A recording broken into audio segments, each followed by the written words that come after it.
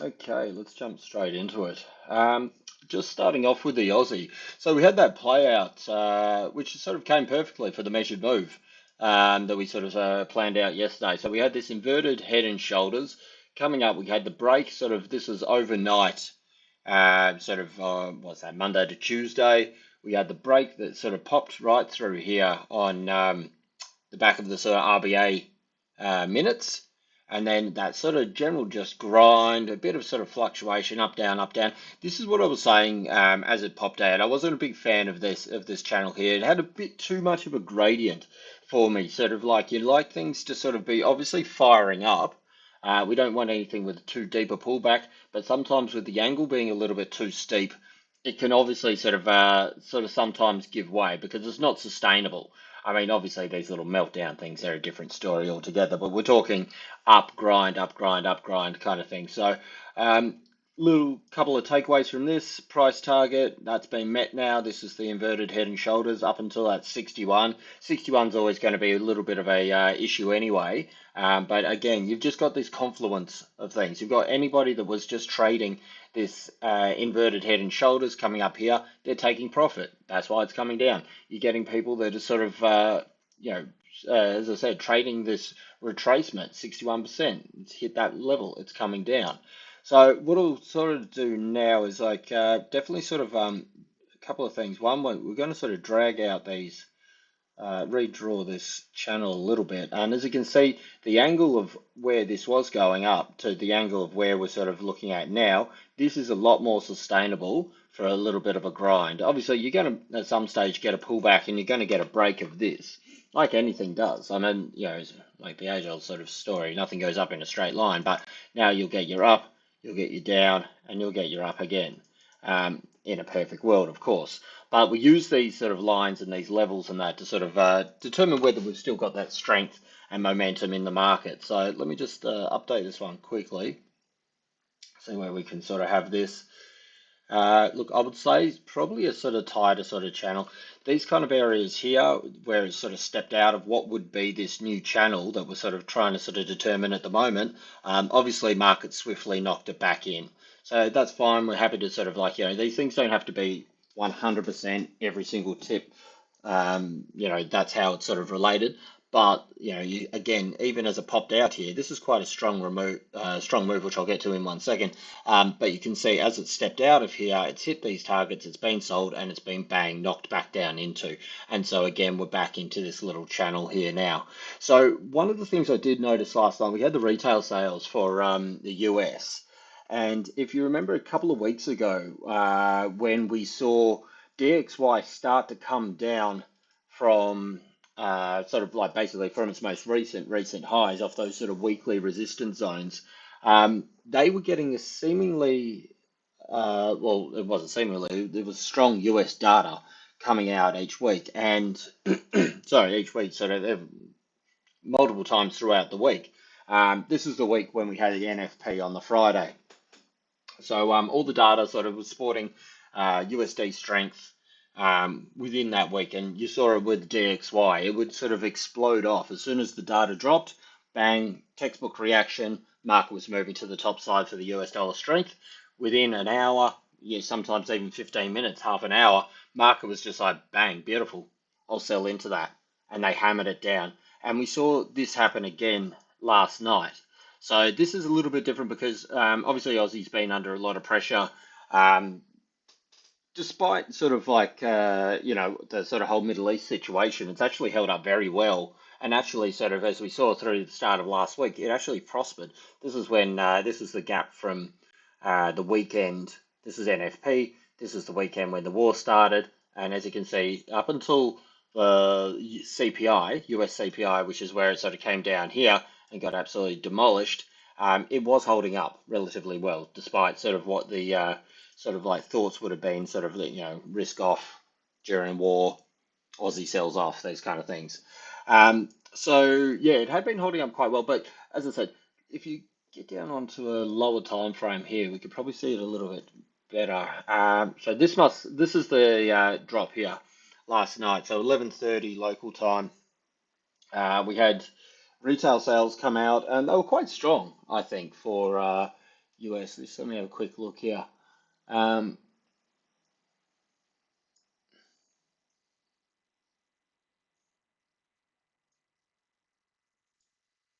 so yeah, they actually sort of they came in lower than previously, but well above expectation. So the core retail sales for US were expected 0.2%, came in 0.6%, and just general retail month on month 0.3% expected 0.7 percent for the actual figure. So, two and three times respectively in that sort of above expectations with those two. You also had the core CPI of Canada come in, and that was a little bit weak. So again, sort of Canada data sometimes can act as a little bit of a proxy for USD as well. So with those two sort of factors combined, or three, whatever you want to call it, we saw this sharp drop down. And Aussie had been churning, bang, got hammered. But as I said, this is on a 15-minute candle, so this is, within about an hour or so, it was back up to where it had been. And I'll get to gold in a minute as well, because gold also sort of had a very similar but even stronger reaction when it was recovering after this data as well. So to me, it's sort of saying that sort of possibly we're going back into a situation where, markets said we've had enough of US dollar at these levels. Give us some good data. It's still good data, but the risk reward's not there. They want to get long. The data supports USD strength, but you can get it from a better level. So there's no point just stockpiling it at the higher levels when you can sort of sell into the strength and then rebuy a little bit lower. So again, if we're just sort of having a look at sort of what Aussie could be doing short term here, look, it's coming up into this previous zone. I think it's probably better on a sort of on a daily. We see that this area here, this sort of 63.60, 63.80 and change area, previously supports. It kind of it's just been so choppy. It's just been flying up and down through this. So I don't know if I necessarily, I mean, obviously previously this has been sort of valued quite strongly as a support, but I think the fact that it's just chopped and churned through this area so many times negates its sort of importance as much as it was recently. So yeah, I'm not a real big sort of fan on this one here, but certainly look, we're getting the strong reaction so far. There's no reason why we can't sort of get a little bit of a continued push up, particularly if DXY, at least at minimum, comes down to sort of range the area that it's in at the moment. I think above 6,400 is certainly a possibility. We're only 35 points off this currently. So that's within striking distance. And I'll flip over to DXY now. Actually, let's see if is there anything else to report on this?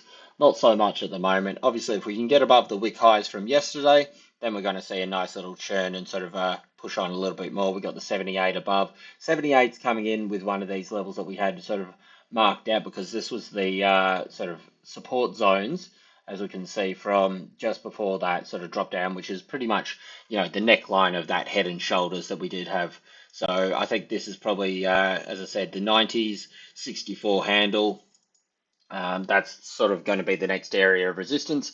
Obviously, once we're above that, if it can do it in this sort of run, well, then that's going to be, in my opinion, quite strong for Aussie, like just to be able to sort of recover this whole move in, seemingly 3 or 4 sessions. So across to DXY. So again, it's really trying to sort of hold this falling, what was falling resistance, now being sort of falling support. I'm not a big fan of these ones here. They don't seem to be really respecting, so I'm going to get rid of these ones. That was the gap from that point. So again, let's just get onto the smaller time frame, and this is what we were saying. So this is what we were looking for the other day. We were saying sort of look, if these wicks could be taken out, we had the alert set down here that we might get a little bit of a further drop down here. And as you see, it did into the end of Monday's session, but that gap up and automatic sort of quick close sort of really sort of gave us a bit of a signal. And we say that, look, we could be in for a little bit of upside on US dollar here. That's the thing. It's sort of like, although I'm sort of touting and sort of saying, oh, it's coming down and, people want to buy it from a lower level and all these kind of things, you got to remember it's still very, very much in bullish a mode. It may be in a breather kind of status. If you sort of zoom out and you say, okay, look, here we are on a daily and it's kind of churning sideways, that's fine. But these are all small moves when you zoom out even further and you look at where it has sort of come. This is very much still in a bullish mode. Till we can sort of get down under sort of, 105.30 or so and really take out these previous lows, lock in a lower high and then subsequently a lower low, which is what we've been kind of looking for. It's really just, it's sideways. These are the zones that we want to see a break. Till it does one of these, takes out one of these and closes underneath, even with a back test and then subsequent lower low, it's really, just in a holding pattern at the moment. But, if we get down onto the smaller time frames again, so this was the sort of, look at how volatile this is, just up and down, up and down. So this was the candle. So these are 1 hour candles. This is obviously the candle moving up from retail sales. As I said, quite a strong reaction. Half an hour to sort of think about it, and bang, within 2 hours, it's actually down lower than where the data dropped, and also even booking in itself a new intraday low.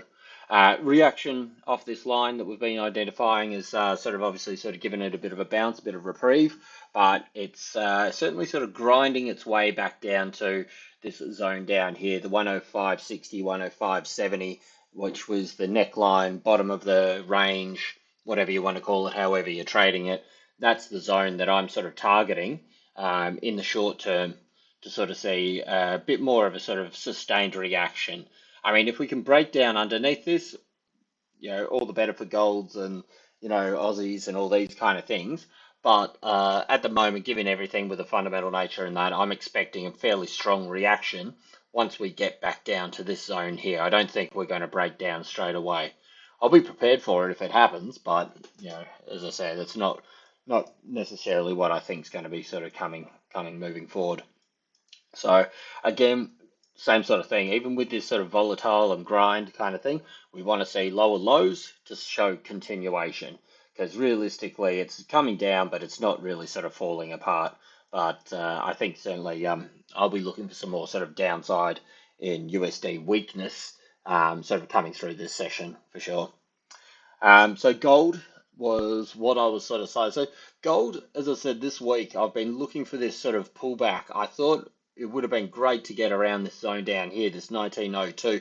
We got 1908 or so was about the lowest that sort of seemed to come down. And, this is why you sort of identify these levels early. And I was saying in yesterday's video, you want the close down under these zones.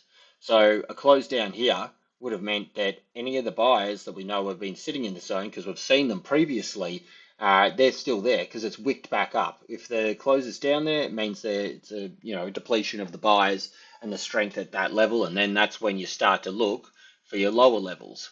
And this is why it's important to get those sort of candle closes and that, and not to sort of necessarily jump the gun too early, because these things at one stage, this would have been a negative looking candle, came down to 12, and then obviously you can see if you sort of got short too early.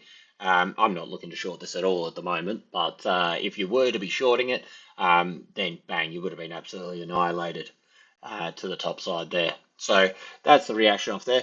Look, this isn't a really sort of strong, this is only just sort of, so kind of sort of breakout line here, but you can certainly see once it went, it didn't sort of look back. This is the reaction. So where's the 11 o'clock candle? I'll put on the half hour because it came out at 11:30. So this is the reaction, as I said, with gold, sort of when the retail sales dropped for DXY, and it dropped down. It didn't even last. Go down to the 15-minute. It didn't even last sort of 15 minutes to the downside.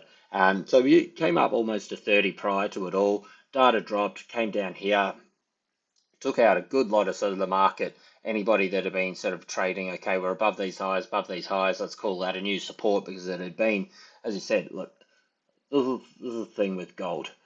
This is your resistance. This is your resistance. More or less, this is a resistance if you want to, drag it down a centimeter or whatever. Um, Once you're back up above that, you're seeing it sort of think about it here, but now it's sort of got up above that. It's like, okay, cool. Now we can use this as support. Anybody that jumps in too quick with too tight a stop and puts their stop in a textbook position here, 21, bang, they just got snapped out. I mean, ultimately it's not the end of the world because it's not like, okay, gold's gone off to the top side, but gold loves to do this. You can't trade gold like a textbook because it'll just snap you out. You need sort of smaller positions, wider stops, these kind of things. You need to account for these kind of things and how volatile and temperamental it can be. But regardless of that, this is the 15-minute candle, and this is where the data dropped. You can see it just snapped back up, came down a second time, but it actually sort of continued to book in and put in higher highs for the intraday.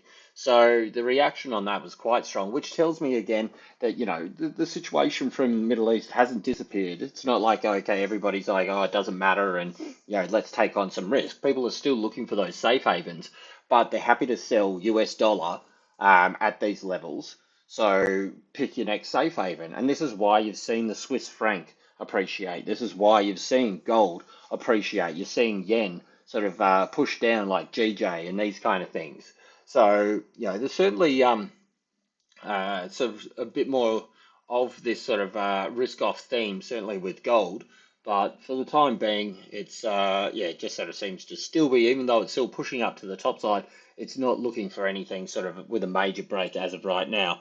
They've got talk of Biden going and visiting Israel now. So you got to sort of think about these sort of things when you hear these bits of news, and this is what I'm thinking at the moment. Gold's gonna explode. It moved up on, you know, action, if you want to call action the word, but on the sort of situation escalating. So if the situation needs to escalate for gold to appreciate, and then we've got Biden coming over to Israel, everybody's waiting on Israel's response to the Gaza thing, and they're sort of amassing a whole bunch of sort of troops at the border and these kind of things. Are they going to send in the troops and escalate the situation with the US president in the country, which could then spark a very strong sort of reaction and a barrage of bombs and everything coming from the other side. So a big sort of like security threat for the president. I don't think so. I don't think they're going to do anything.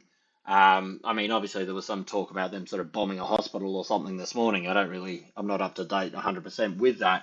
But in terms of sort of them going in with a land assault and sort of storming the troops in, I don't think they're going to do that while Biden's like he's not in the country yet, but he's on his way there. And I don't think they're going to do that prior to that, and I don't think they're going to do that while he's there.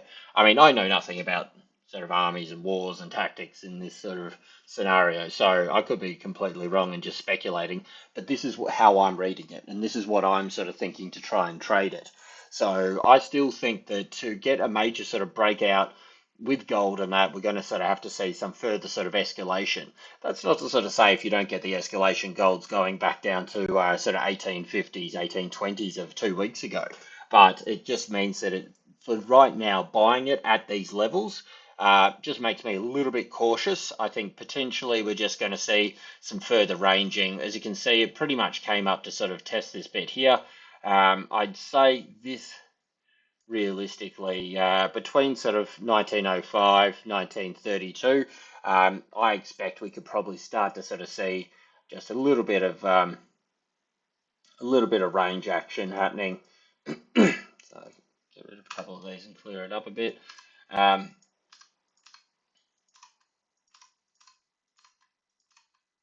Yeah, and sort of, I think there's certainly going to be some sort of fluctuations and moves up and down and that, but till we see something further in terms of escalation, I don't see any sort of major breaks to the top side here. I mean, the next couple of weeks, months, I don't know, however long this thing's going to go on, are going to be full of sort of, areas where people are sort of saying, hey, look, you know what, we're having peace talks and risk and everything's going to go, wow, yeah, that's cool, it's got to rush up. And then those peace talks are going to fall over and, risk is going to go down again, and then you're going to get sort of like, possibly further escalations with violence, and things are going to go down even further. And then, there's so many sort of factors that the news is just going to be sort of coming hard and thick, and that I'd say for the next couple of months or through to the end of the year, that it's going to be a very volatile, tricky situation. So when it's volatile like this, you don't want to be this long-term trader.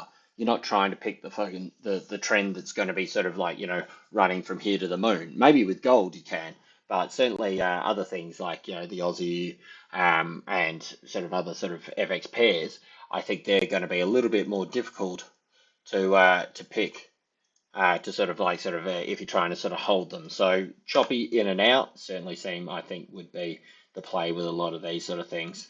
Again, if I can get it at 1900, that's where I'm going to sort of chuck on a fairly chunky position. So we'll have to sort of see. We're seeing a little bit of a channel sort of forming up through here. I mean, as well, this could be, if now that I look at this as well, this could be setting up for a potential ascending triangle. So again, that's still predicated on a break of this 1932.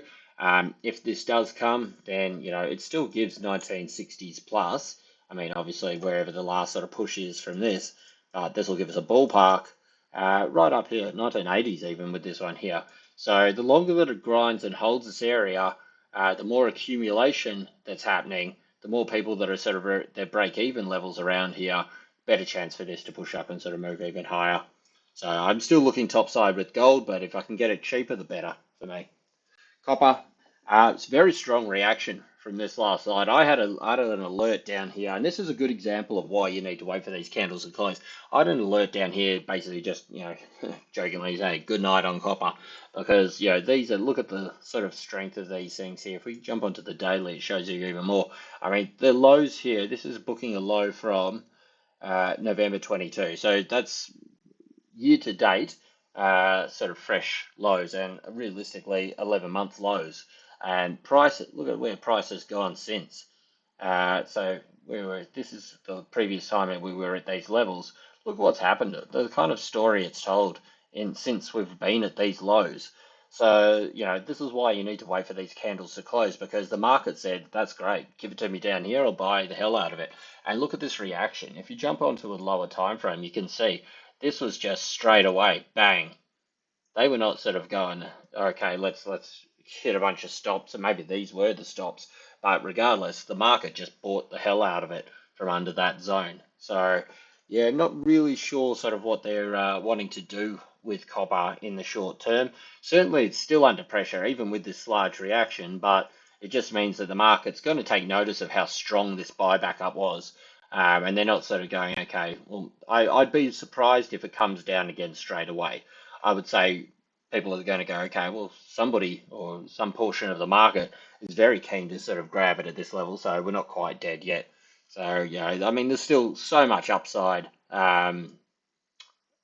resistance for it to get through on so many different time frames and so many different levels. And if you're trading sort of channels or underside of the triangle, short-term falling resistances, horizontal resistances, there's a lot of sort of work for copper to do to get through the top side here. And certainly with everything sort of under pressure with wars and all these kind of things, it's not like, okay, let's start ramping everything up. But this reaction's certainly worth taking note of. That the market said, if you give it to me at this point, I'm going to buy the hell out of it, and they did. And finally, just China. So China grinding on, yet still. Certainly, the level up here, it's starting to show. I mean, this is a pretty high.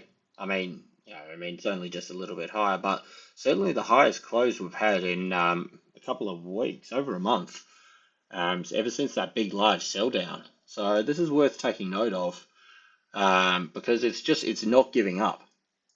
You know what I mean? This isn't a super strong thing here, but that was a high. This is a high, and it's pushing straight through there. So interesting to sort of see what this does here. RSI has room to move if they do want to sort of test it and push it further back up. I did say yesterday if we can get above these highs, then realistically this sort of 3736.10 sort of range is certainly within striking distance. I think you may have to sort of look at the fact that, you know what I mean, if this was a true head and shoulders, this should have come down here at the very least. Um, but it hasn't. It's had another push on, so maybe a double shoulder or something on one side. But yeah, certainly China's kind of a little bit sort of funny at the moment. We got a whole heap of China data actually out today. We got industrial productions looking to tick down just 0 point. That's year on year. Looking to tick down just 0.1%. What else have we got? Got GDP, got retail sales. Yeah, there's a whole heap of sort of China data coming out at 1 p.m. local time. So we'll have to sort of gauge how the reaction with that is. But certainly at the moment it's looking not, it's like I mean, if you go overall, yes, it's bullish, but you know what I mean? This is what I sort of kind of feel that we could be in for with DXY. A head and shoulders setting up, comes down, hits the neckline, and then just fires back up. And realistically, you're just in a range. Like, you know what I mean? There's, you can just sort of go bang here.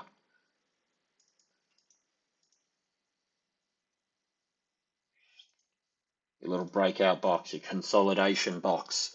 I mean, obviously this one went to the top side here, so you can sort of probably drag this to probably more precise levels if you want, but still, the general idea is the same.